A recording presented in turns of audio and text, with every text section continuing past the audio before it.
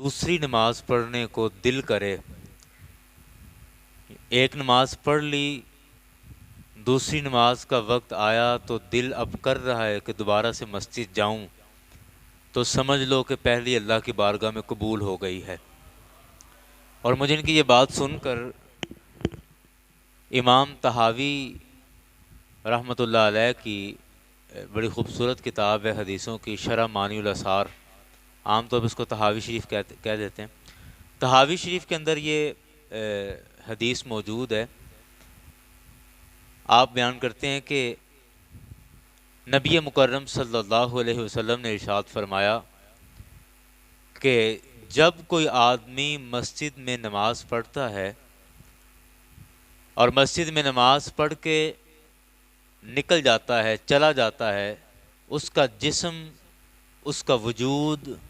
مسجد سے نکل جاتا ہے، لیکن اس کا دل مسجد میں ہی لگا رہتا ہے، دماغ اس کا مسجد میں ہی لگا رہتا ہے، دھیان توجہ مسجد میں ہی رہتی ہے، لیکن خود نماز پڑھ کے چلا گیا، اپنے کام کاج پہ چلا گیا، اور جب وہ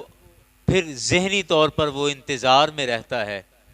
کہ کب وقت ہو اگلی نماز کا اور میں دوبارہ سے مسجد جاؤں، اگلی نماز کے انتظار میں رہتا ہے، پھر اگلی نماز کا وقت آتا ہے اور پھر وہ مسجد میں آ جاتا ہے،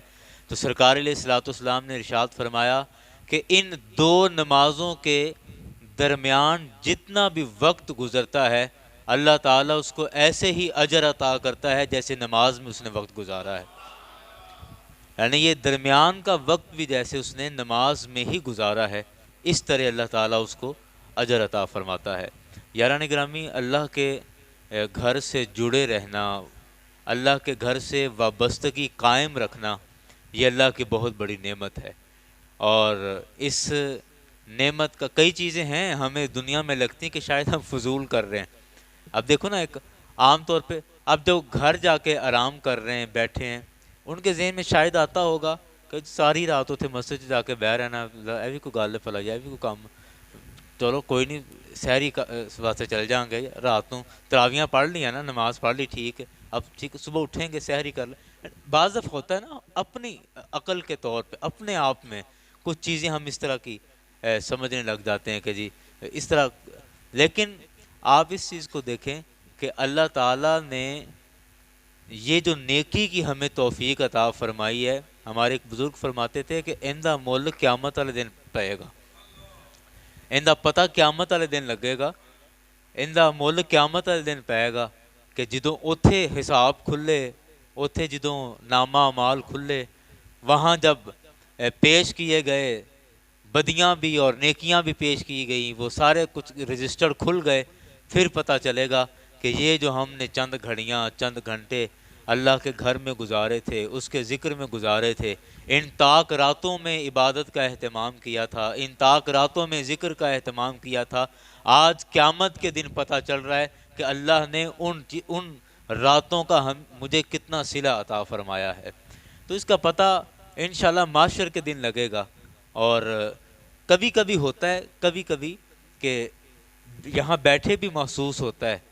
کہ شاید کوئی رحمت کا جھونکا گزرا ہے، وہ کوئی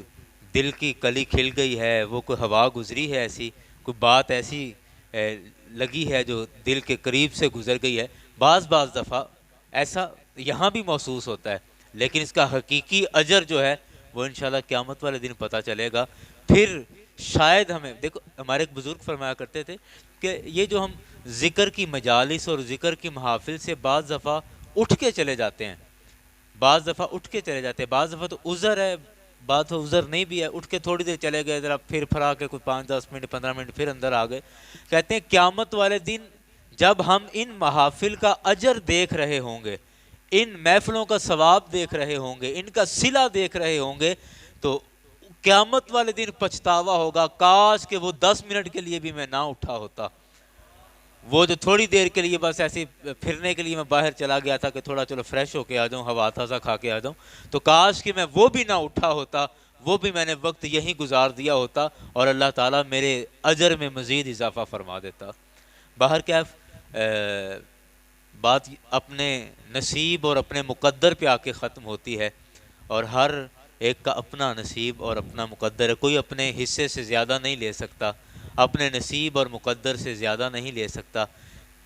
اللہ تعالیٰ نے جس کا جتنا نصیب اور جتنا حصہ رکھا ہے وہ اس سے فائدہ اٹھا لیتا ہے۔ بہرکیف اللہ تعالیٰ نے ہمیں اس بات کی توفیق عطا فرمائی ہے،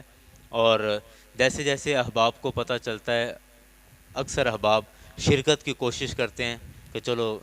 رات ہم اس طرح گزار لیں۔ میں بڑا اس میں بڑی اس کی کمی محسوس کر رہا تھا کہ ہمارے پورے راددنگ کی سطح میں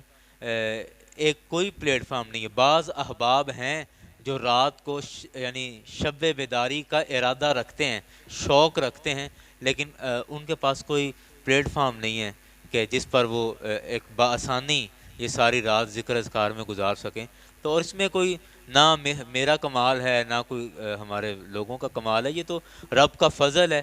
وہ ہمارے ایک بزرگ کہتے تھے کہ رب قادر ہے، وہ ماڑے ٹگے تو بھی کام لے لیندہ ہے۔ تو رب قادر ہے، وہ چاہے تو کسی تنکے کو سونا کر دے، تنکے کو پہاڑ کر دے، وہ چاہے تو پہاڑ کو رسوا کر دے، اس کو تنکا کر دے۔ تو یہ سارے اس کی قدرت کے معاملے ہیں۔ اللہ تعالیٰ آپ کے نیک جذبات کو سلامت رکھے۔